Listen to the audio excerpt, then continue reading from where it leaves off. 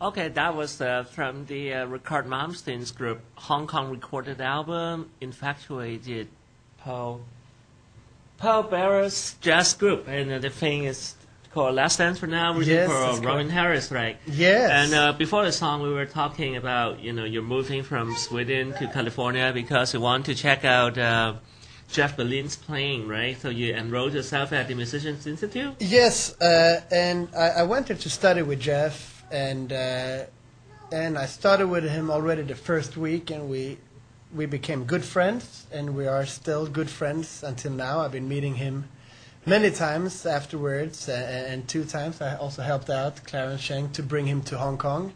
So it's been very fruitful, and it was a very good time for me musically to be with Jeff. And he was also a big fan of boxing. So since I learned it from home, from my brother, so I coached Jeff Berlin in boxing. So he gave me extra lessons for free. Yeah, so he make you work the bass and you make him pay. Absolutely. Well, he was a very tough and strict teacher, so he wasn't always the easiest teacher, but a fantastic Yeah, but you teacher. got to punch him. Yes, that was felt good actually. So I could get some revenge on that. Yeah. So you went to LA for how long? For a year? I studied for a year, so that was sort of my 4th year. Or I went also between for 6 months, and then I stayed there for another 6 months, where I was working at the school as a teacher assistant for Scott Henderson and Jeff Richman, and also for Gary Willis and some of those great teachers they have there. So I worked there for another 6 months and started to get a little bit of gigs, with other groups, with singers, and we had a little band called the Swedish Pancakes. Because we were What a just name. Swedish. Yeah, What a name. It's not the best name, but we did. Who thought of this name? I think it was the singer of the band. He said, "People, what is famous in Sweden? Someone says pancakes, so I don't know. It was a bad name. Is it pancakes that is like a very famous thing for Sweden? Yes, it's quite famous actually. What about this pancake thing? I'm really curious. I mean, what's the specialty of it? Well, we do it in certain different ways, I think, than the other countries do it, and there can even be fish inside, which I don't think anyone else would do, and I don't like to eat that too much. I see. But yeah, that was the name of the group, and we got even a gig in Las Vegas, which was fun, So maybe people went by the poster and they see 5 Swedish guy, and it says Swedish Pancakes. You said, maybe we should go and check out those guys, Because if they have a name like that, Yeah, but while you were at the Musician Institute, did you get to hook up with other players? Yes, of course. A lot of players from a lot of different regions. I had a lot of good friends from Brazil, from Portugal, and from US, Australia, and even though I had studied for 4.5 years before that, I still felt really like a beginner, Sometimes I feel that even today, because music is so big. And it feels like when you learn something new, there is 2 new things you want to learn. The same for traveling. When I travel to a new country, then there's 2 other countries I want to go to. So it's expanding, and it never really ends. So, Right. So good learning experience, and fantastic to be in LA. So your California trip was very good, eh? It was very successful, and I've been lucky to go there as endorsee for Warwick to the NAMM shows, a few times after, and No commercial here, please. Oh, yes, I forgot about that. Well, I love LA. I know that there is split feeling for people. They say that either you love it or hate it. For America, you mean? Well, for people who live there, I think. Yeah, for one, I don't really enjoy my time in Los Angeles, but it's more personal. Yeah, I just couldn't deal with a place where the weather stays the same all the time. Right. Well, Yeah. but if you're a musician and you live there, and it's a good place to learn, good place to study. They're fantastic players.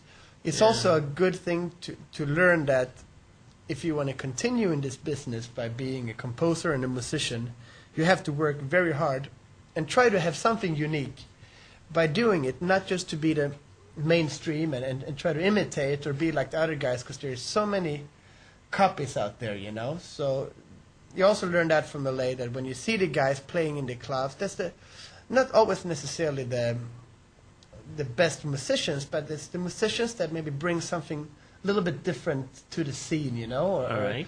So, and LA is famous for that, to have a lot of characters around, you know. So, but for me, it was very fruitful, and I'm very happy for LA. That's good. I mean, our discussion has been really serious, so I'm going to take it out a little bit. Okay. So, other than punching Jeff Berlin, who else have you punched?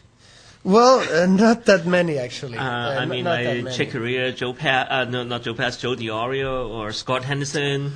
Well, Jeff tried to enroll Frank Gambale once to my boxing class and Frank is a big guy, man. Frank is a beautiful guy, and he came, but he refused. And one time as well,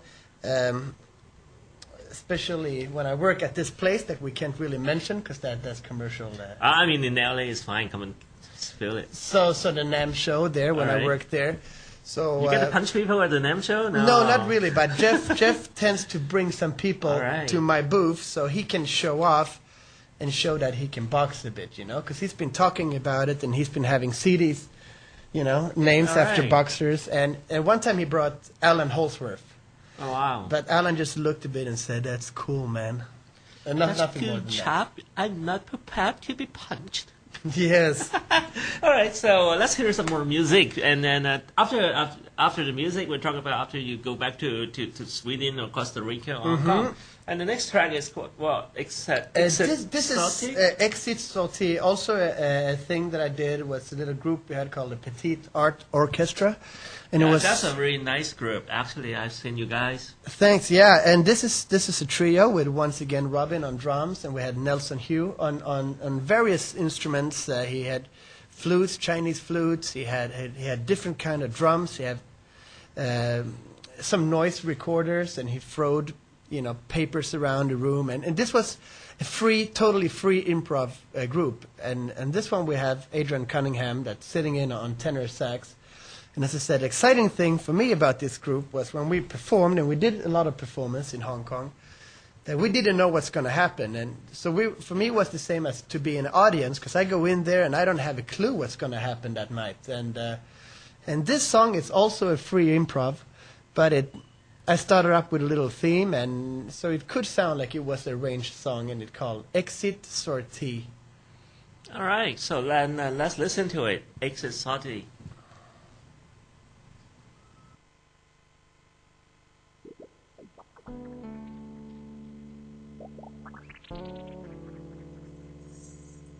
Thank you.